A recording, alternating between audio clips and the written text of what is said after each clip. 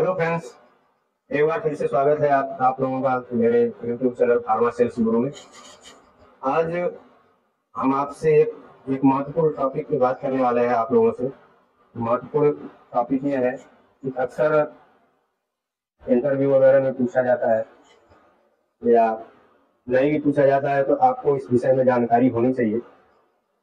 बिना इसके आप लोग फतेह नहीं कर पाएंगे, सेल नहीं कर पाएंगे या बड़ी कठिनाई होगी सेल करने में। ये क्या है? इसका नाम है RCPA। इसमें हम जानेंगे कि RCPA क्या होता है और RCPA कैसे होता है और RCPA कब होता है। पहले हम जानते हैं RCPA होता क्या है। दोस्तों, RCPA का फुल फॉर्म होता है retail chemist prescription audit. Retail chemist prescription audit. इसकी जरूरत हमको तब पड़ती है जब हम फील्ड में निकलते हैं और किसी डॉक्टर के विषय में कॉन्क्रीट जानकारी अगर लेनी है किसी डॉक्टर के विषय में, तो उसके लिए हमको RCPA करना पड़ेगा। ये होता है मेडिकल स्टोर पे आप जाओगे या केमिस्ट शॉप पे आप जाओगे या रिटेल पे जाओगे, आप उससे बात करोगे कि बगल में आपके बगल में डॉक्टर GD गुप्ता सर बैठते हैं, ये एमोक्सिसिलिन क्लैम्पिसियम महीने का कितना लिख देते होंगे।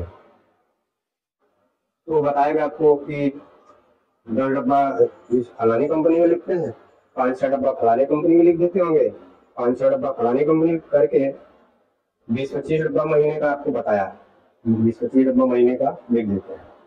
तो आपको ये जानकारी एक मिल गई कि एमोक्सिसिलिन क्लोरीन पोटेशियम डॉक्टर साहब 20-25 डब्बा महीने का लिखते हैं। इसके अलावा सिमोडाक्सिन कितना लिखते हैं वो भी आपने जानकारी ले लिया, आपको बता दिया कि हाँ 20-25 डब्बा महीने का लिखते हैं। तो आप इस 2 प्रोडक्ट के लिए लग जाइएगा कि हमको भी ये प्रोडक्ट लिखवाना है डॉक्टर साहब से। तो सब मिला के 20-25 डब्बा लिखते हैं, तो कोशिश करेंगे कि 4 डब्बा 5 डब्बा या 10 डब्बा जो भी है मेरा भी यहाँ पे शुरू हो जाए लिखने लगे डॉक्टर साहब। तो ये तो हमने एक उदाहरण बताया 2 प्रोडक्ट का नाम लेके या एक डॉक्टर का नाम लेके। तो आपको इसी तरह से करना है। आप जिस भी टेरिटरी में जाइए, जहाँ भी जाइए, पहले आप मेडिकल स्टोर पे जाइए, सर्वे करिए। सर्वे में आप डॉक्टर के विषय में जानकारी लीजिए कि हम जो ब्रांड डॉक्टर को प्रमोट कर रहे हैं पिछले 2-3 महीने से डॉक्टर साहब वो लिखते हैं कि नहीं लिखते हैं, या इतने दिन से हम डॉक्टर साहब को ये ब्रांड हम बता रहे हैं अभी तक उन्होंने शुरू नहीं किया। क्यों नहीं किया? पता चला आप जो ब्रांड बता रहे हैं डॉक्टर साहब को पसंद ही नहीं है या बहुत कम लिखते हैं महीने का 2-3 डब्बा लिखते हैं, तो उसमें आपका क्या होने वाला है? ये होता है सर्वे या RCPA इसको करते हैं। अब RCPA कब करें? RCPA का जो एग्जैक्ट टाइमिंग होता है वो अक्सर देखा जाए तो 3 बजे से 5 बजे के बीच में होता है, क्योंकि 3 बजे से 5 बजे के बीच में जो रिटेलर होता है वो फ्री होता है और जब भी आप जाओगे वो आपको इंटरटेन करेगा, आपको पूरी जानकारी देगा। अगर आप गए 10:30 बजे 11 बजे आप पहुंच गए तो बिजी है, आपसे बात ही नहीं कर रहा है या बोल दिया जाओ यार बाद में आना, अभी टाइम नहीं है, अभी हम बात नहीं कर पाएंगे, तो आप चले जाओगे अपना समूह लेके। सबके साथ होता है, तो ऐसा नहीं करना है। RCPA का जो भी सही एक्चुअल में टाइम होना चाहिए वो 3 बजे से 5 बजे के बीच में है। आप उस समय पे जाइए केमिस्ट के पास। अच्छा, अगर उससे पहले अगर आपको मिलना बहुत जरूरी है तो आप केमिस्ट से बात करके अपॉइंटमेंट ले लीजिए, बात कर लीजिए, भैया बहुत जरूरी है मिलना, 2 मिनट आपसे हमको समय चाहिए। आप जाइए, जिस समय को बुलाता है उस समय पे आप जाइए, उससे बात करिए, वो आपको पूरी बात बताएगा।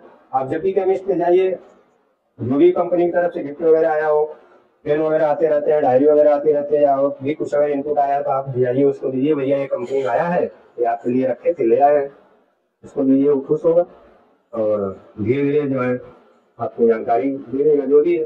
तो कोशिश करिए कि एक ही बार में 5-6 प्रोडक्ट 7 प्रोडक्ट का RCPA नहीं करना है। एक बार में आप जाए तो 2-3 प्रोडक्ट का करें, सही रहेगा, तो आपको तवज्जो भी देगा।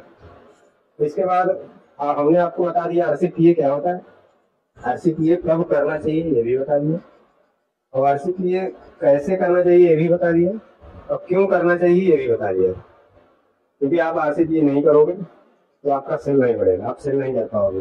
किसी भी डॉक्टर के विषय में कॉन्क्रीट जानकारी रखना ये एक मेडिकल रिप्रेजेंटेटिव का, एक एरिया मैनेजर का या लोकल जो भी है वहाँ पे बहुत बड़ी जिम्मेदारी है, बहुत बड़ा काम है। तो इस तरह से RCPA होता है।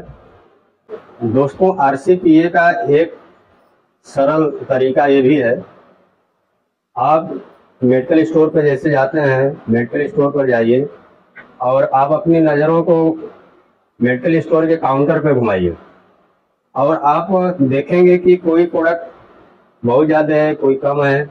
इससे आप एक अंदाज़ा लगा सकते हैं एक कि कौन सा प्रोडक्ट कितना बिक रहा होगा इनके यहाँ।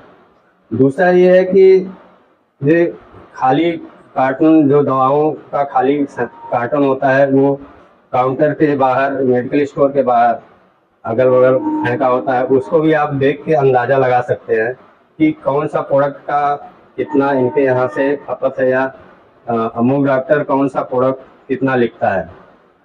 ये आप तभी करेंगे जब आपको RCPA बहुत ज़रूरी हो करना और केमिस्ट की तरफ से आपको अपॉइंटमेंट नहीं मिल रहा हो या केमिस्ट आपको टाइम नहीं दे रहा हो।